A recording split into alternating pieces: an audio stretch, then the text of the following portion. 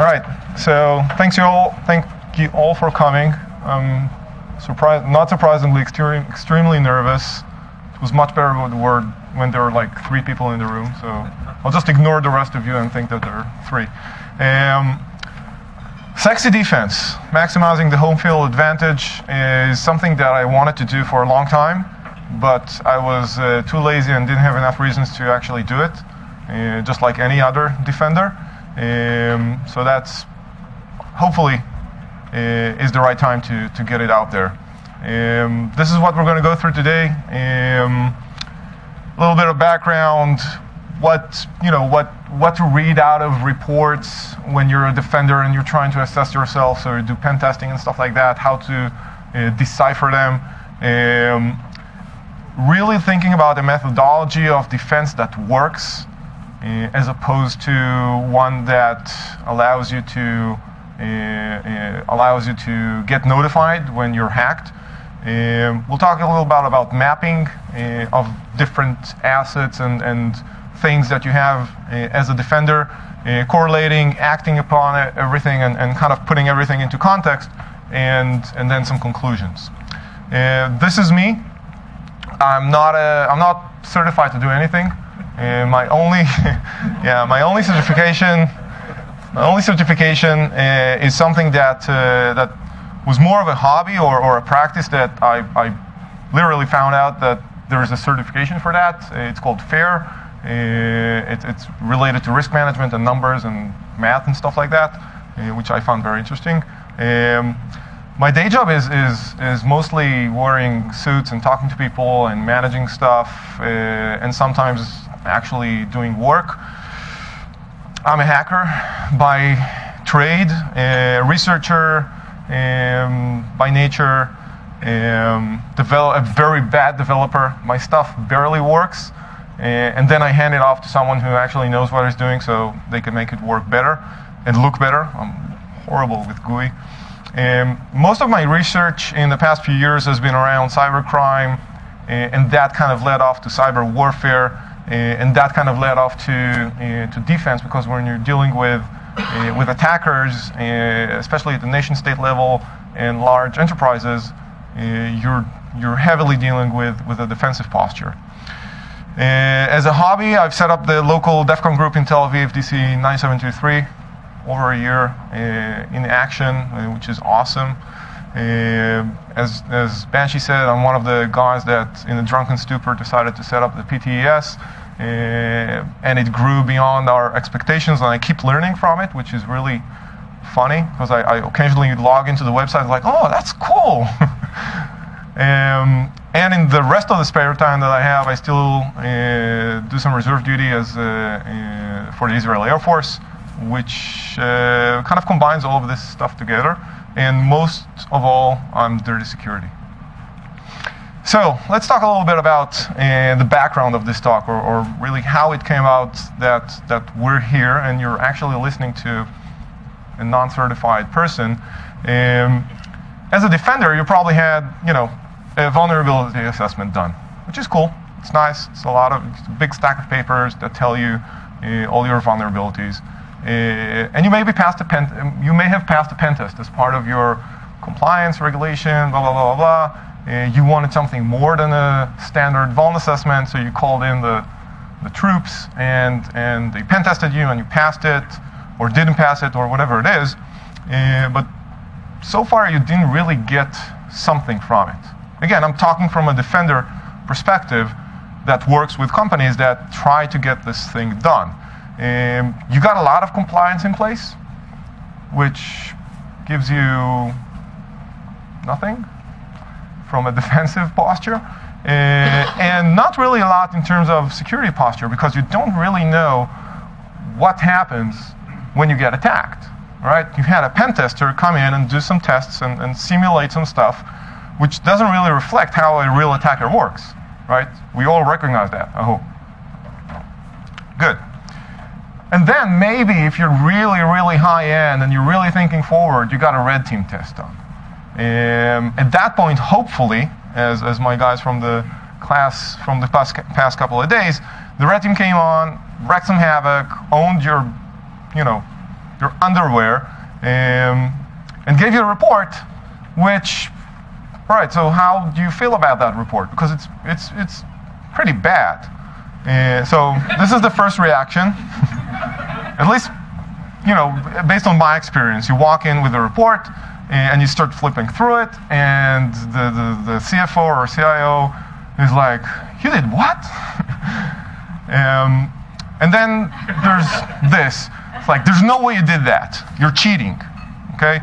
And then there's, "Why did you do that?" That wasn't in scope. Forgetting that a red team is a full scope engagement. Usually you get resistance afterwards, like, "Yeah, you have to understand it was a Saturday, so it's not really a business day." Or, you know, "We weren't really ready for this kind of attack, and you need to see that our security infrastructure is designed to have." Okay? I've never seen this. Ever. No, never in my career anyone came after me after presenting a red team report, and he's like, "Awesome. We're, you got us. I know exactly what I need to do. This is how I'm going to fix this. We're going to change our security posture by changing processes and products," and yeah, which is pretty bad. Now, setting that aside, you're getting a lot of those reports, and not necessarily the red team ones, but definitely the pen testing and the security assessments and the vuln assessments. And there's a boring part to it, because you really need to work to make those reports meaningful. Most of them, again, I've been in the industry for a long time.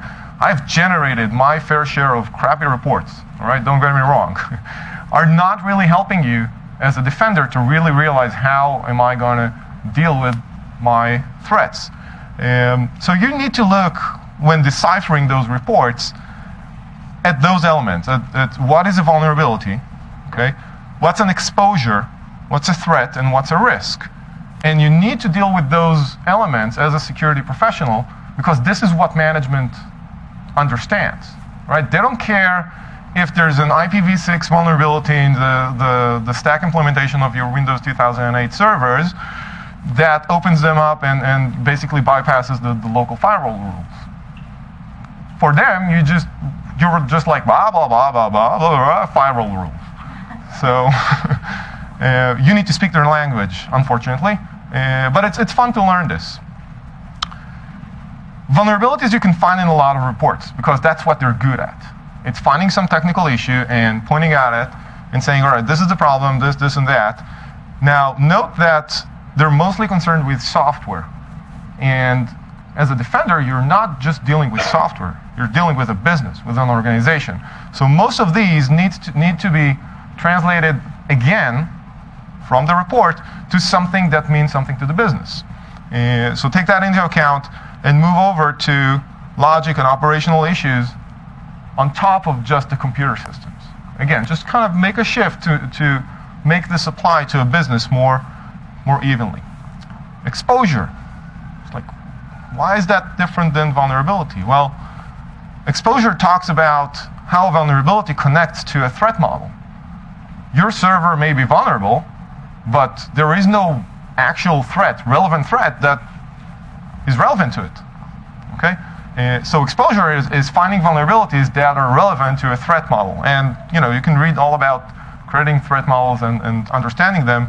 And there's no like cookbook or a software that you can press and it'll print a threat model for you, because it's you and you're different than someone else. A threat, again, going back to the threat model, is anything capable of acting against an asset in a manner that could result in harm. And again, harm is different based on what the asset is. A threat is usually defined by its capabilities and accessibility to the asset. Okay, simple so far. And we're usually talking about threat communities and threat agents. Right? So again, thinking as a business, you first of all need to identify who's out there to harm you. Is it competitors? Is it random people? Is it nation states?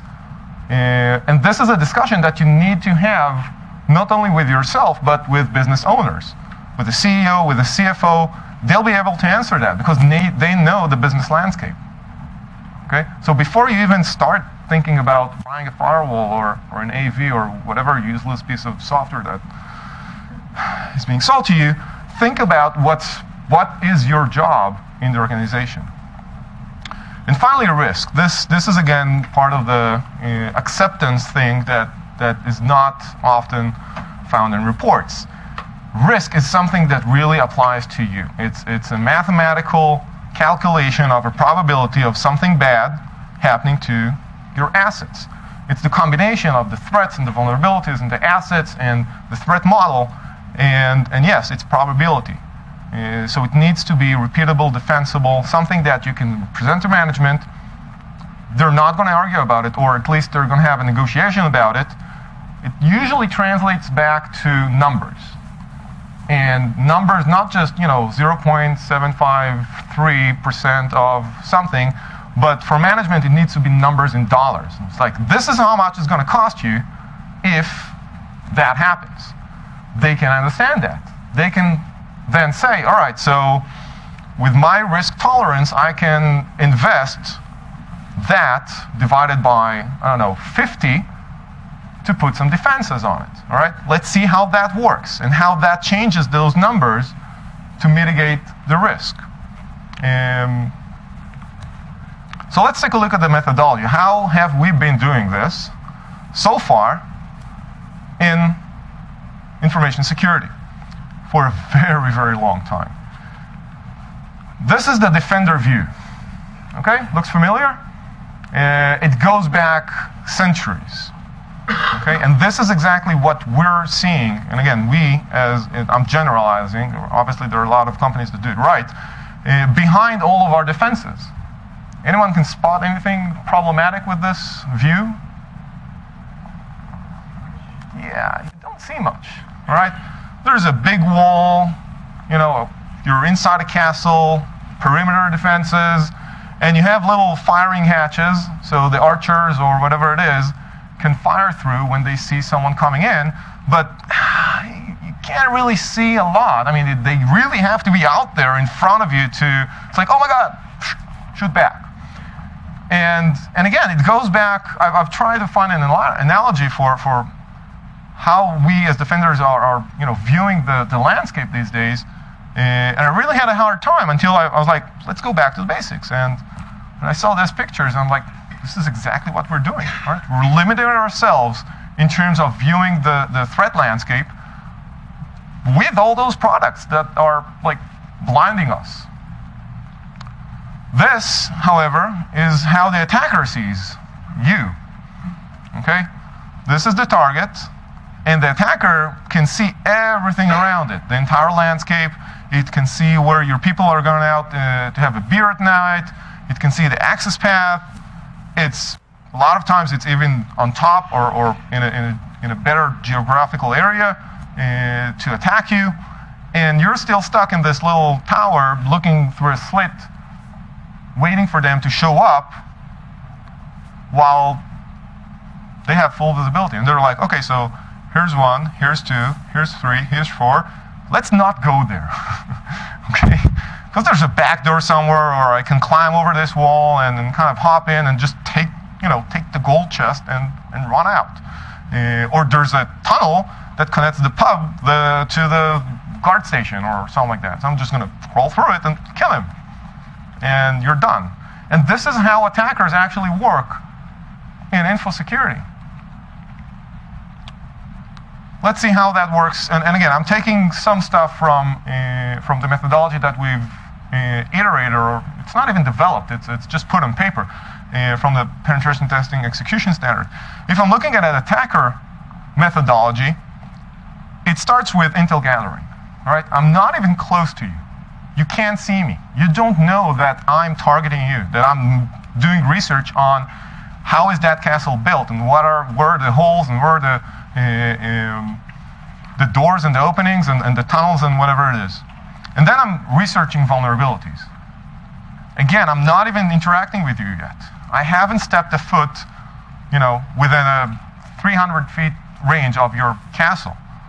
But I'm already researching vulnerabilities. I'm finding out what kind of firewall you have, and what kind of servers you have, and what kind of stone is building your castle walls. And I'm going back to the mason and figuring out how strong it is, what are its weaknesses, who built it. Again, same thing in InfoSec world. And only then, after I did my homework correctly, and I know exactly how to exploit your vulnerabilities, after I mapped them out and did the correct intel gathering, I'm exploiting it. And that's usually successful. And then I'm getting control over stuff, I'm pillaging stuff inside, I'm starting to exfiltrate data, and basically it's game over for you. Now, from a defensive point of view, this is what we see now. All right? We have detection mechanisms to detect the exploits, and mitigation and containment strategies. Incident response, forensics, and stuff like that. So we're basically sitting, waiting for our wonderful technology to tell us that we've been successfully hacked. Something wrong with that, right? This is what we're missing, and this is what we should be doing as defenders that have a responsibility for protecting a business or an organization. We should do threat modeling, which I mentioned before. Understanding who the hell is out there to get you. And really understanding what are their capabilities, what's their accessibility to our assets. Doing intel gathering. Yes, I'm gathering intelligence on my threat communities. I want to know them. I want to know what are their tactics, what tools they're using, where they're buying it from, who they're talking to. It's important stuff that will help me as a defender to better prepare for when they're actually going to decide to attack me. And we're still missing, regardless of the RSA conference, big data thing, whatever it is, data correlation. There is tons of data that we already have flowing from all of our devices and networks and servers and whatever it is, and people working in a company, and paper trails and partners and whatever it is, that we're just not correlating. We might be processing it one at a time or in a very specific aspect, mostly looking at stuff that breaks. Okay, mostly looking at, the server's down. Good job looking at the data. There are like a million warning signs before it actually went down that you didn't correlate correctly, probably with other data sources that you should have that would have enabled you to stop that server from going down. So from a defender's, again, perspective, it's not about egos and people and skills. It's not about hiring the best InfoSec guy, with a float-sized ego that did research and conferences and whatever it is, because it's just not how it works. And it's not about the people, and it's not about their skills. It's about doing your homework correctly and developing a strategy that's relevant to your business. There is no product that you can buy that says proper defense, install it, have a blue light on it or whatever it is, that's going to fix all your problems. It's not fair. And I should have bolded that and put it huge here. It's not fair. The attacker has the advantage. So you have to take that into account and live with it. There's no better way to tell it. It's about having a mindset of constant improvement, because again, by nature, you're a step behind. So you need to realize that it's your job to keep moving, to keep learning what's out there to take you, what are those new developments out there. Go to conferences, learn what the attackers are doing, learn what the new research is, and keep developing, keep improving yourself, because you're going to always have gaps in the defense. Okay, so it's not about whipping yourself on every hacked server or downed network. It's about identifying, remediating in the context of the risk all your gaps. Again, in the context of the risk. I can't even count the number of times that I've told my customers, so you can get a shell on this Linux box. So what? It's just, you have a button here that goes, re-image or reset the VM, and you're done. There's no point of investing anything in it because it's not even in your threat model. It's going to cost you way more to fix this problem than the damage that it can cause. So it's context. We're driven by technology and we're blinded by it and not looking at the context. So first of all, you need to map what is it that you're doing. A lot of times, again, too often, unfortunately, I run into businesses and people inside those businesses that don't even know what the business is doing. For real. What is making money in this business? They're like, oh, we're selling software. Like, no, really, what's making money here? What is your money? What is your main product line? What is your main service line? How does it operate? We're making software and providing support to it. Yeah. Talk to people who understand. Go inside a business, make friends, talk to product managers, business owners, talk to the CFO. My most successful connections with customers is with the CFO because he knows his shit. It's like he knows exactly at any minute, every asset in the business, how much is it worth, what happens if that is gone, all right, and how much is it going to cost to replace it, to fix it, to remediate it, whatever it is. People, processes, assets. And again, at the end, there's technology and third parties, but all of those need to be mapped as part of your defensive strategy. Makes sense so far? I'm feeling like it's obvious, right? Why aren't we doing this? And then map your security and intelligence assets, because that's where you can play, all right, to fit the map that you've created. Yes? When you say map, how do you actually do it in a concrete sense? Like a whiteboarded, Visio, or that comment? It's like that. whatever. No, it's this is mapping according to I know it's we sell software. This is the we sell software. Right. Okay. I don't know. I usually use Visios and like kind of process maps. Right. Sometimes I use there's a cool Microsoft plugin to Visio for risk management. Threat modeling. That talks about actors and processes and assets, and you can play around with it. And then you can complement it with the rest of the stuff. But it really depends. Sometimes it's documents. It depends on the business. But anything will work. Again, there's no one method. Mind maps are huge. Huge. Love them. Just kind of tie things together, and suddenly you're at the point where you're like looking at something. It could be a person, it could be a process, and you realize it's tied to so many other things that you didn't see before, and suddenly it becomes a critical asset that you've forgotten about. So mapping, I usually like to start mapping with from the reports that the business already has, because it's got tons of vuln assessments and PTs and whatever it is. So I start with those, weed out all the crap, weed out everything that's irrelevant.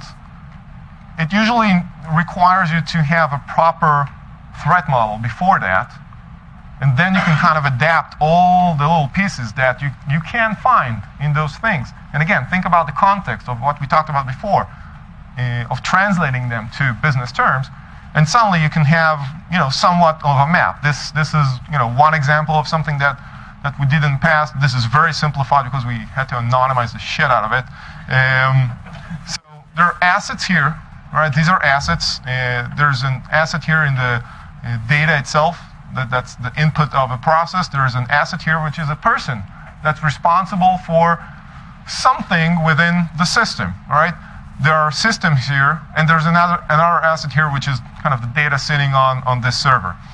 There are servers and networks and firewalls and more people and more processes that feed this whole thing. And we've identified vulnerabilities, again, in the communication here, or maybe authentication. There's a vulnerability in the process that's beyond the scope of our reach. Deal with that. And there's a few more vulnerabilities here. So again, vulnerability is not necessarily something that I associate with a CVE or a server or a network. Okay, it could be with a process and even with a person that I find problematic. Again, this is just one example. There are many like it, not in Visio, but in other forms. Use whatever works for you. And again, involve other people in the business in making this. Because they're going to see that and they're going to go, all right, makes sense. By the way, this is not how it works, all right? Or by the way, we have additional controls over this because this person is actually two and there's someone else signing off of the work and validating it. So we're like, okay, cool. Logs, everywhere, everywhere. Storage is cheap. Just log it. Don't be like in 80s, you know, we need more terabytes on our thing. Just log everything. You'll find a way to use it. Trust me. The number of times I walked in to an incident response or a forensic case, and they're like, we just talked about it. I can't remember with who outside. I was nervous before the talk. Yeah, thank you.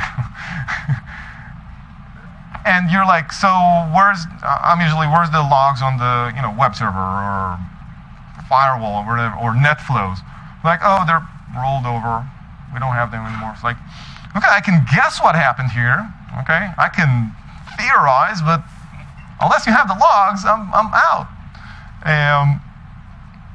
Again, you can filter out the stuff later. Oh, you have logs. Last minute editing of the PowerPoint. Yeah, raw intelligence. Beyond electronic logs and stuff like that that you can get from all your devices and maybe paper trails and whatnot, talk intelligence, all right? Think, it might sound a little military, but it's not. It's business intelligence. Talk to marketing and sales. They'll have a lot to say about how they see the market and how they see the company and what are the challenges and who's out to get them and their experiences from the field when they lost a deal to this competitor who, beat them on price where he shouldn't have known the price, or beat them on features because he knew more about the features than they have, all right? You need to feed all of that into your security landscape because it means something. It means that you're leaking data somewhere, okay? And you need to take care of that. And it's not going to show up in a log somewhere, okay? It needs to show up in your mental radar that understands, all right, so this is how the business operates. We just lost a deal. It cost us money, all right? Yeah, the salesperson is a jerk and he's not doing his job right, but part of it might be my responsibility, or I could have assisted him in not losing that deal. Business development competitors. A lot of times you can open communication channels with your competitors and share stuff. I used to work for a couple of security companies. The salespeople would cut each other's throats in the field and try to get, finagle their way into deals and stuff like that. But I was in great, communication with a lot of other researchers from hatred competitors, and we did great stuff together. We shared a lot of information. So that helps a lot. Find those channels that you can get information. If your competitor was hit by someone, all right, you might be the target as well because you work in the same market vertical. Partners, customers. Customers are great. They'll tell you a lot. Once you get some kind of relationship, they'll tell you what your product does in their business or how, they'll be able to complement a lot of threat communities that you might have not mapped initially. Certs. Everyone knows what a cert is? Yeah? Good. Could be corporate certs, could be national certs. Tap into their feeds, all right? It's free, and it's just like logs. Process it. Just use the information. Market news and forums. We'll talk about forums in a second. So gather all that intelligence and find a way to process it. Whether it's someone going over, the latest news once a day or once a week, maybe it's something automated. If you have feeds, technical feeds from these things, find something that will make sense out of it and alert you. Even a Google Alerts will help you figure out if something is happening that's relevant to you. Look for early warning signs. Look for stuff that indicates that something is wrong, all right, trademark again, something fishy is happening, but it's not really, we haven't been hacked yet. All right, look for weird PC behaviors. Look for volume of calls to support. People complaining about stuff, slow servers, slow processes. It might not just be, that software that you bought that just doesn't handle the workload. It might be something else. It might be another process running on that server. It might be someone scanning it or trying to search for files on it. That's another indication that you may be owned or getting owned. Talk to people. Have we had a spike in sales inquiries, in cold calls? Okay? Try to see trends in business processes that until now you've been blind to or you didn't take into account, and see how they fit into other elements that you've mapped so far. Guaranteed, this is interesting. You might find out that, like an industry analyst is doing some research before the research is published. That's also worth something for the business. You might find out that someone is actually trying to social engineer your call center and get information about your product or about your corporate. Probes on the website, file permissions. There are a lot of other things that you should be looking for in terms of early warning sign. And again, it really depends on how your business operates. Okay? Try to map out frequencies and kind of methods and behaviors that are normal and to identify anomalies. And people. People are great. I love people. Not a lot of us take the time to raise their hands, their eyes from the screen and actually talk to people and interact with them. But people can tell you a lot about the company and if it's being targeted, right? Or if someone's trying to gather intelligence on it. Ask them about stalkers, tailgaters, smokers in the smoker corner that meet new employees and stuff like that. Work on their awareness, okay? Have them alert you if something is weird. It's like there's construction down the road. No, there isn't. But I saw a couple of guys with hard hats, like walking around the building with tool belts and stuff like that. Okay? Work on awareness. Okay? That's a wonderful data feed into your intelligence kind of landscape that goes mostly untapped. I did have a chance to work with organizations that had a lot of this, and it's magic. It's like I don't need to work. Everything's happening for me. People are alerting me on this and that. I've got this phishing email. It looks wrong. The attachment is not working. How about we look at what's going on there? It's phenomenal. And then correlate. This is the hard part. Okay? Again, there's no magic solution. There's no magic box in a rack that you can buy to feed all that into. It does require a person sometimes, because there's no replacement to someone looking at data. They're like, there's something wrong here. All right? You cannot find an algorithm, again, from my experience, that will be able to do that. There's something wrong here. Sometimes we just see stuff, all right? And we just can't automate it. But in order to see that stuff, we need to have data processed and correlated. Look at timelines, okay? Look at local news, sports, entertainment, financials. Look at stuff that's happening around us and try to correlate it to everything that we've seen before, to the logs, to the business operations.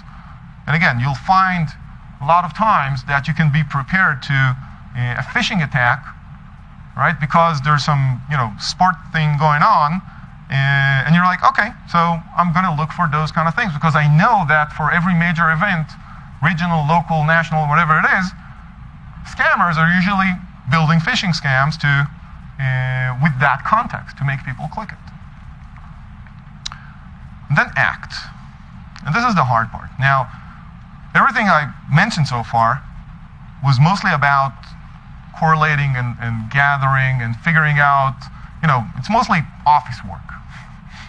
Okay, of making a map and making sure that I know who my competitors are, blah, blah, blah, blah. You can take action, right? So we're moving slowly towards the left side in the in the process that we've seen to get closer to where the attacker starts their actions against you. Work with others, work with peers, train people to identify, report. Again, this is the stage where you're getting proactive and not just sitting on your ass waiting for the IDS to say, boop, you've been hacked, start working.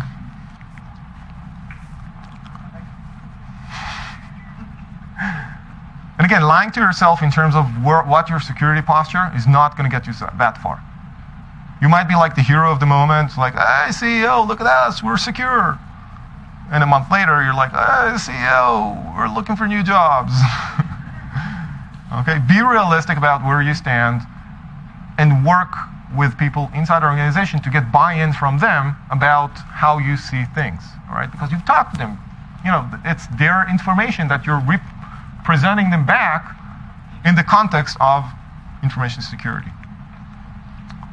And again, constant development, expect changes. It's not like you do this one big project and correlate everything and build a threat model and gather intelligence and bam, you're done. Here's my security strategy for 2012. It's going to be worthless in 3, 2, 1 because something came up, okay? Because they found a bunch of 0 days on all of our infrastructure and now we have to rewrite the whole thing. It's worthless now because we just bought this small company and we have a new business line with a whole new set of threat actors that are really pissed that we bought them and they're out to get us. So everything changes. Expect that. Never sign off on a strategy. It's never going to happen. Okay? It's wishful thinking. Say, this is our strategy right now. We're expecting it to change in these areas because I know that biz dev is working on this, this, and that. Because I know that product development is working on the next generation of products that's going to change our market share or whatever it is. All right? Be part of the business and move on with it. Enable it. We're always saying security should be an enabler. We haven't been enablers. We've been dicks that you can't use this and you have to install 3 AVs and everything have to work slow because, you know, IBM bought me a big ass lunch in Vegas. Great. Really enable a business by being part of it and knowing what it does. And again, educate people about it. This is my security strategy. This is how it works. I've identified the flaws in the processes here, and you know what? We can't fix them. But we need to focus on what's going on there. We need to better monitor them. All right? Maybe we need to put better control over how those processes work. That's how you get buy-in from people, hence enabling the business. And align outwards. Look what other people are doing from your industry, from other industries, from, you know, how it relates to you. Never accept, you know, compliance or regulation as something that's going to tell you you are secure, okay? Because you're usually not. If you're compliant, compliance has nothing to do with security.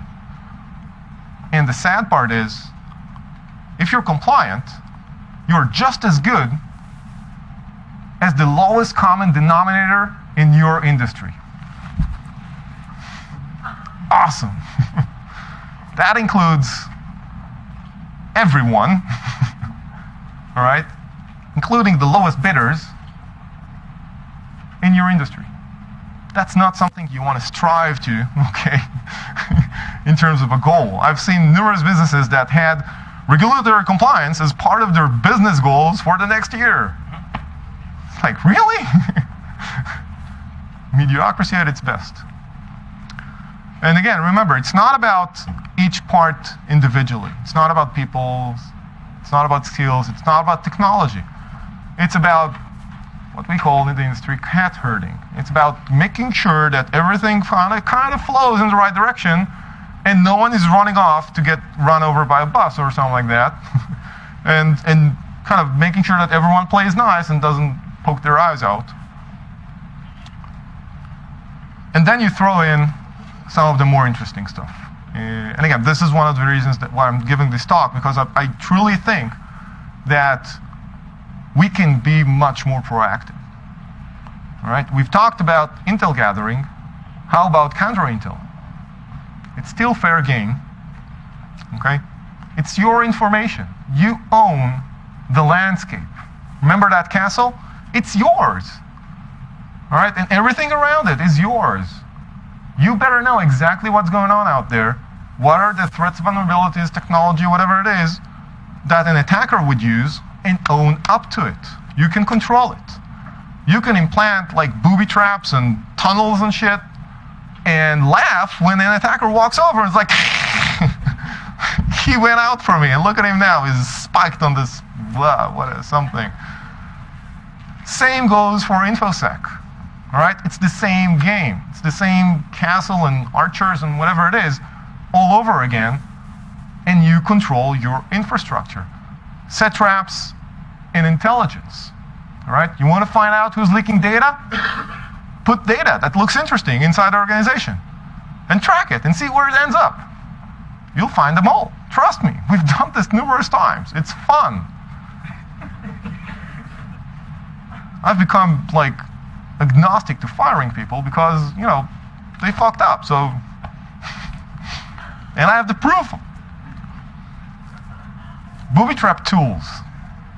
Work with law enforcement when we're applicable.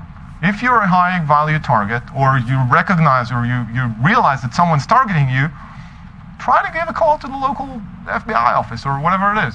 You'll be surprised, some of those offices, again, it's mostly regional, actually have people that know what they're doing, all right? It takes time, it's a government paycheck, whatever it is, but there are people there who know what they're doing, and worst case might be able to pass you along to someone else who know what they're doing, and you can work with them to be proactive. Not to mitigate, the 1.5 million credit cards that got stolen, from your processing server, but to stop it before it happens. Just reminding everyone, I'm not a lawyer. I have an interesting citizenship situation that allows me to do flexible things, and and I know of many, many ways to host stuff and work with data and work with jurisdiction and stuff like that, but you can do the same, all right? You don't have to be special like me. It's special like in the back of the bus, special. But do consult with a lawyer and get like a real lawyer, not, yeah, you can't do that. Get a lawyer that will tell you, well, you can't do that like this, but if we set up this company over there and we put some hosting in there, yeah, that can kind of work. All right? Let's see some examples. How am I on time? Oh, perfect. All right, so this is one example that's fairly recent that I managed to. I mean, it's burned. We can show you what we did. We've identified that this is like the laundry list. Identify your threat communities agents. We talked about it before, so I know who's out there to get me. I know who they're using, what hacking groups, forums, whatever it is, tools that they're using to attack me or to target me. Get into that information. Get into that hangout. All right, sign up to the forum. Find someone who speaks the language. Sign up to the forum or use Google Translate or whatever it is, and start hanging out. Start, really getting what they're using. Really get into the methodology, and then backdoor some stuff. Backdoor the tools that they're going to use against you. Make sure that the manipulation you did to the tool leaves a distinct signature. Update the IDS with a signature, and then just kick back and wait for it. Much more fun than waiting to be hacked, right? So here's a quick example. This is a forum called AR Hack. One of the threat communities that we've identified for a specific customer.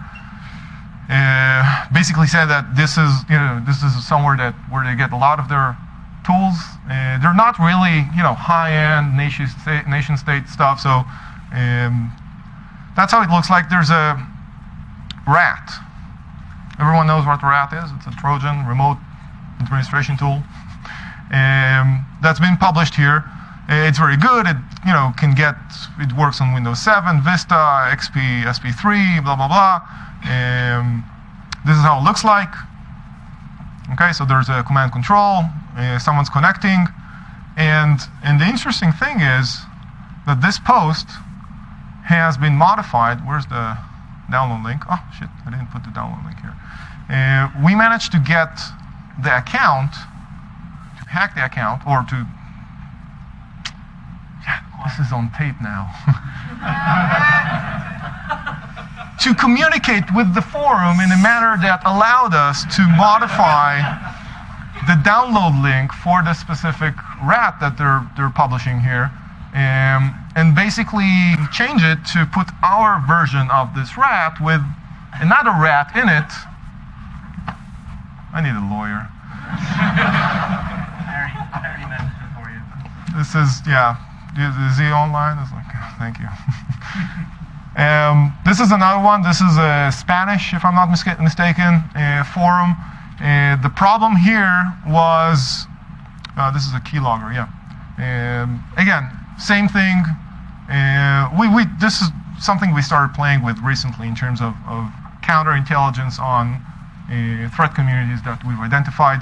So again, this nice little fungus keylogger, keylog, has been slightly modified by yours truly.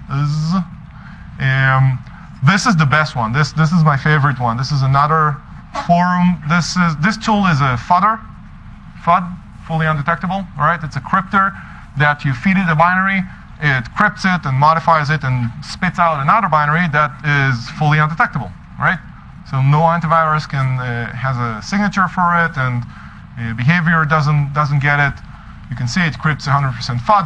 This is actually a lie because Avira did catch the result from this originally, okay? It generates random encryption keys. It's really cool. You can find a lot of these. Most of them aren't that good. The good ones are private and whatever. There's a scan URL to show you the scan results and a download link.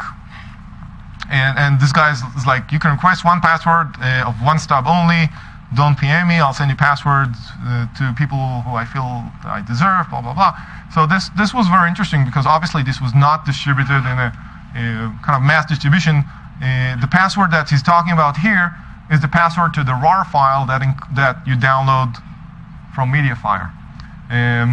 Again, in this case, we did several things because, again, we knew that this is something that our threat communities or threat agents, more specifically, were going to use against us, against our clients.